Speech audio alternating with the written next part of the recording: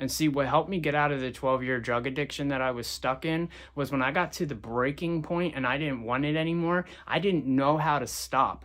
But my parents consistently spoke life over me. They prayed for me. When I'd be sitting in a crack house, my mom would text me at 2 in the morning and say, "I love you, man of God." And I wasn't living like a man of God, but she would call forth things that are not as though they are. And when she would continue to do that, it would place that conviction in my heart because I knew better. I really did know better, but I didn't know how to stop. And the problem with a lot of parents that are praying for their kids or that they're frustrated, they've been through the cycle before, they've lied to us, they robbed us, but that all stems back to self. And not everyone's going to want to hear this, but when we start praying for people out of a place of love because we actually care about them and what they're going through and we want to see them see their value, that's when we enable grace and activate the power of God to move into your prayer life. That's when your prayers actually leave the ceiling and they begin to impact the heart of the person that you're praying for. There's many times that I'd be sitting in the crack house at 3 in the morning and my mom would text me and say, "I love you, man of God." Why? Because she loved me. Was I living like a man of God? No. But would I be doing the things that I was doing if I knew my value and saw myself who I really was created to be? See, sometimes the parent or the person in the addict's life that needs to give them hope might be the only replication of Jesus that that addict sees.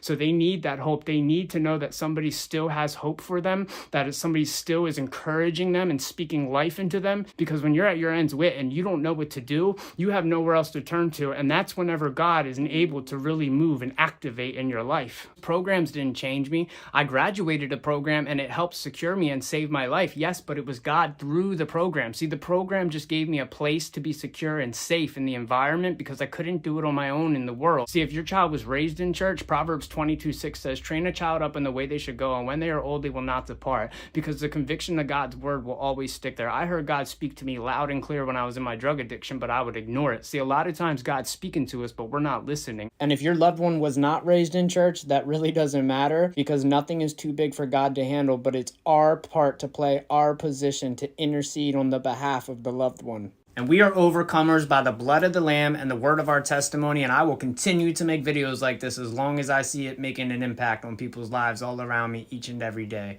God bless you guys.